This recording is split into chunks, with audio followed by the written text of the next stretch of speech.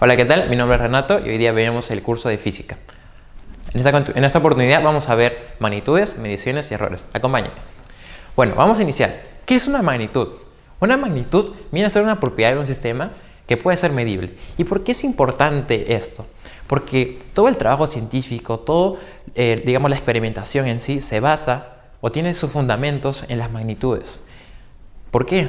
Porque nosotros para hacer un análisis, hacer una interpretación, un procesamiento de datos, necesitamos interpretar mediciones. Y por eso necesitamos identificar estas mediciones con magnitudes. Veamos eso mucho más a detalle. Una magnitud siempre depende de una unidad y un valor. La unidad viene a ser cómo se interpreta. Por ejemplo, puede ser, si quiero medir una longitud, puedo medirlo en metros, en pulgadas, kilómetros, milla. La unidad puede ser distinta en función al sistema de medición que yo use. Mientras que el valor viene a ser el valor numérico de esta medición. Por ejemplo, si yo mido la longitud de esta pizarra, yo puedo decir, mide 1 metro, 2 metros, y ese 1 y 2 viene a ser el valor. Bueno, ahora veamos más adelante qué tipos de magnitudes existen. Magnitud fundamental. La magnitud fundamental viene a ser las magnitudes más sencillas o las bases más sencillas y las bases para formar las magnitudes derivadas. Entonces, ahora, ¿qué tipo de magnitudes fundamentales tenemos? Tenemos el tiempo, tenemos la longitud, tenemos la masa y la temperatura, y muchas más. En este caso son 3 más, pero solamente hemos querido poner estas 4. Entonces, a partir de estas 4, por ejemplo, el tiempo que se expresa en segundos, la longitud que se expresa en metros, la masa que se expresa en kilogramos y la temperatura que se expresa en centígrados, podemos mezclar entre ellas para usar y tener magnitudes derivadas. Por ejemplo, la velocidad, que viene a ser el tiempo, la distancia entre el tiempo, es una magnitud derivada que depende de estas dos. Y así sucesivamente tenemos la fuerza, la energía, la potencia y los flujos. Ahora, vamos mucho más a detalle. Ahora que tenemos definido qué tipo de magnitudes existen, las fundamentales y las derivadas, ahora tenemos que censarlas. ¿Cómo que censarlas? Tenemos que medirlas. Porque de eso se trata el método científico, el trabajo científico. Nosotros censamos algo y luego hacemos el procesamiento de datos. Entonces, para eso tenemos un sistema de medición que se puede ser nominal, ordinal, de intervalos y de razón. Entonces, ¿qué quiere decir nominal? Nominal quiere decir que está secuenciado en números. Pero estos números no tienen un carácter jerárquico, mientras que ordinal sí. Ordinal el primero, segundo, tercero y cuarto. En este caso sí hay un orden jerárquico.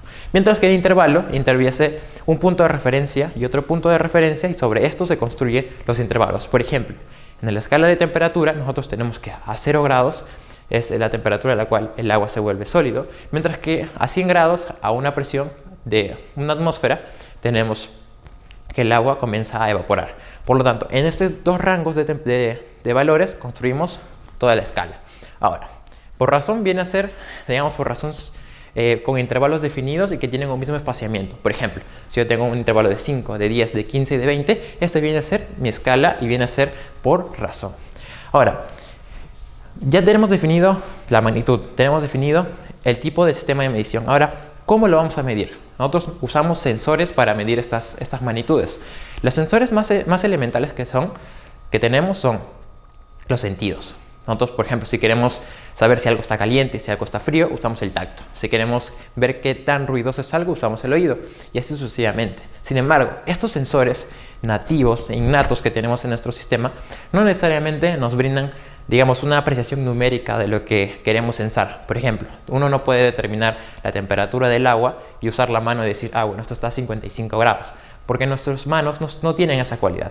Por lo tanto, nosotros como humanos hemos inventado y desarrollado sensores. En este caso, se pueden medir de dos formas, directa e indirecta. ¿Qué quiere decir esto? Bueno, directa simplemente es que tú vas a hacer un sensor y directamente, como su nombre dice, directamente vamos a obtener la medición. Por ejemplo, si yo quiero medir, no sé, el largo de mi mano, voy a usar una regla y por comparación tengo esa medida. Mientras que indirecta requiere de cálculos, de un procesamiento un poco pequeño de los valores iniciales que tenemos mediante la medición directa. Veamos un ejemplo para diferenciarlos. Si yo te digo que desde mi casa hasta mi colegio tenemos una distancia de 1 kilómetro, entonces yo, para saber, digamos, a cuánta velocidad estoy yendo hacia mi colegio, yo puedo medir cuánto tiempo me demoro desde mi casa hasta mi colegio, y la medición la puedo hacer con un cronómetro. Por lo tanto, en la medición del tiempo que me demoro desde un punto a otro, que lo hago a través de un sensor que es el cronómetro, puede ser una medición directa porque de esa forma yo tengo la medición.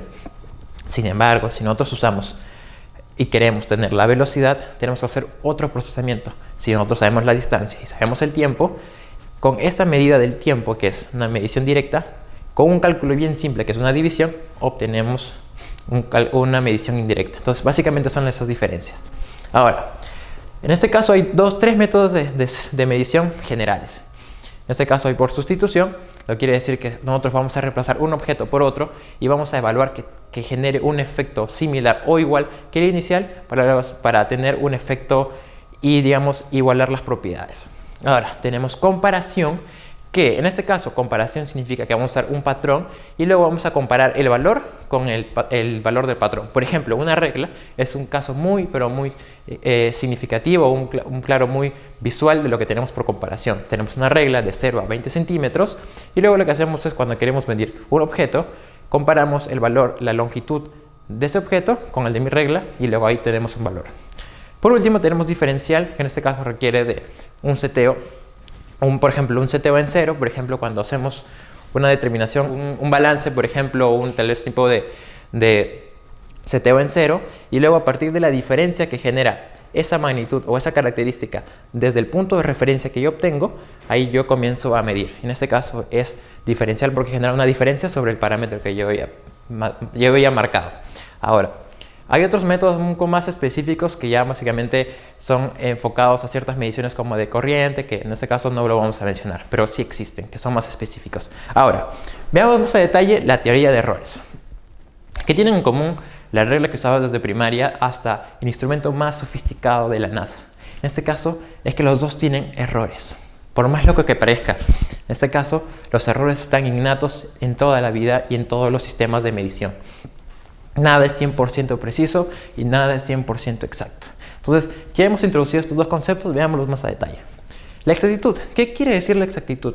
La exactitud viene a ser, digamos, el grado de certeza o, digamos, el grado de cercanía que tenemos con el valor real. El valor real es algo teórico, nunca vamos a poder acceder a él. Sin embargo, mediante sensores más sofisticados, sensores más elaborados, y marcos experimentales más elaborados, podemos llegar a tener una cercanía mucho más estrecha, mucho más pequeña con el valor real. Sin embargo, si nosotros hablamos de precisión, ya no nos referimos al valor real, sino de todo el conjunto de mediciones que hacemos 1, 2, 3 repeticiones, qué tan cercanos son esos valores entre sí.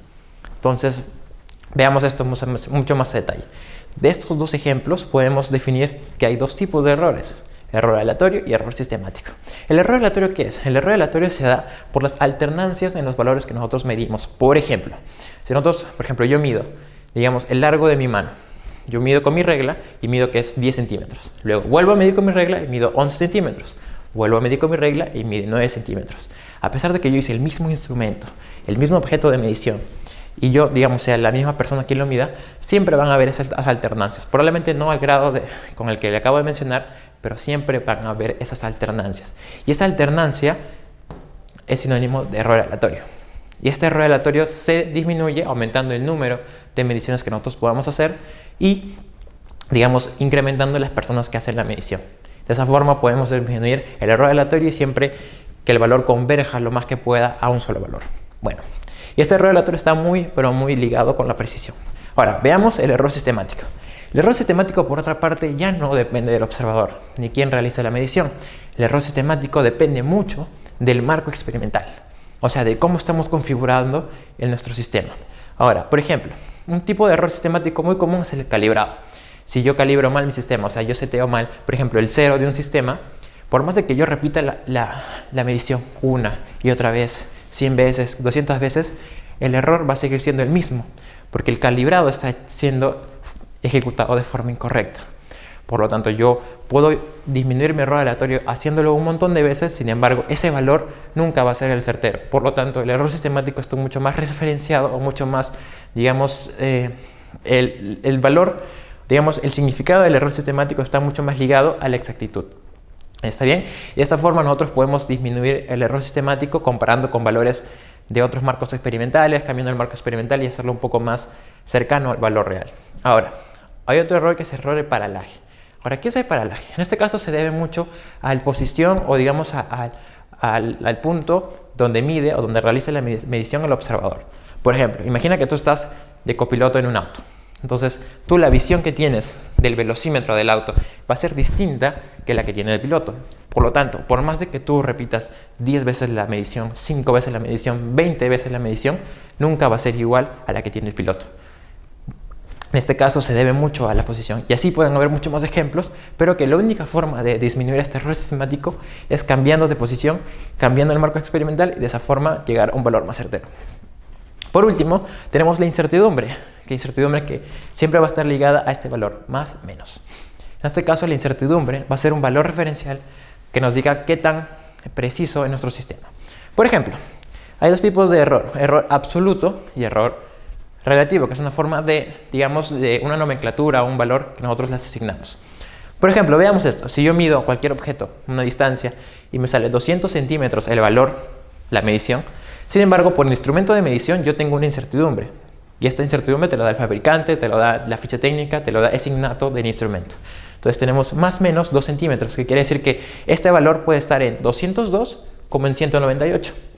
Porque ese es como que el rango que tiene. Y te dice que en ese valor sí o sí va a estar el valor real. Sin embargo, este 2 centímetros viene a ser un error absoluto, porque está expresado en las mismas unidades que la medición.